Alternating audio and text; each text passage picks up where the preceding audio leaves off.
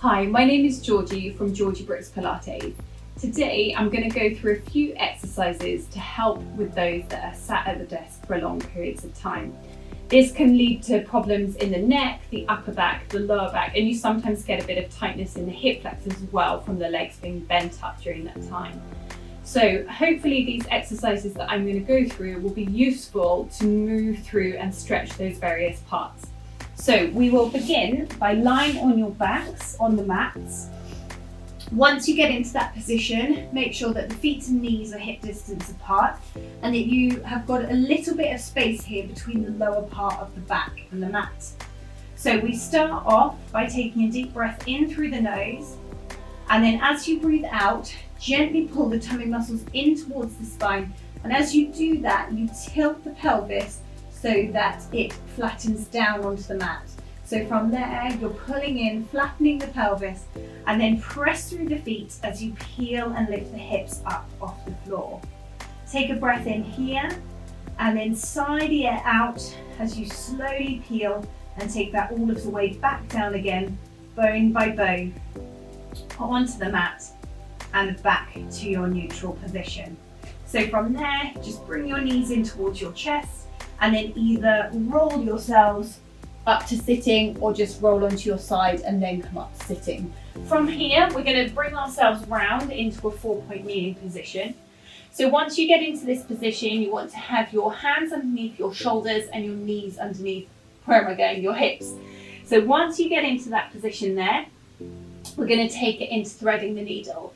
So from here, you're going to start with one arm, threading its way through and reaching across the mat. The other elbow bends, and you should get a nice feeling of rotation and stretch through your back.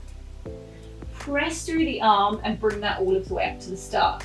And then for the other side, same thing. So this arm reaches through, this elbow bends. You can let your head just rest down onto the mat. If your head doesn't reach the mat, you could possibly grab a cushion or block so that it's comfortable when you get to this end position. Press and bring that all of the way up. So then from there, we're going to come down onto your fronts. So once you come down onto your fronts, you want to have your arms either just off the mat or they could be on the mat, but as long as it doesn't make you kind of scrunch up or round through your shoulders. Feet and knees are about hip distance apart. And then from here, we're just going to start by opening the head and chest up off the mat, and then slowly bringing that back down again. So what often helps when I'm teaching this exercise is to imagine that you've got a torch on the front of your chest. So the torch starts off shining down onto the mat, and as you open up, that torch then starts to shine towards the front of the mat, kind of going in the direction towards the skirting board. So you're really getting this sense of opening and lifting up through your thoracic and then lower back down.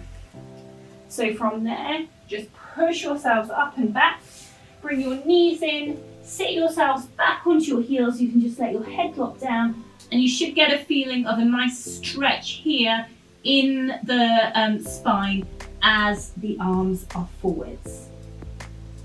So you could stay here for a moment or two and then slowly bring yourselves up. So the last exercise that I'm going to demonstrate, you need a cushion or a pillow, and we're going to be on our side. So have the cushion there. When you line yourself up for this exercise, imagine that there's a wall behind you, or you could actually use the back line of your mat to help get your alignment. When you bring yourselves down, imagine that your feet, the bottom, the back of your pelvis, your back and your head are all in line with the wall. From there, bring both of the arms out in front of you. And then from here, you take the top arm up to the ceiling and you're trying to rotate here through your thoracic spine. And then you let your head follow your hand. So you get that really nice feeling of stretch and opening into the chest.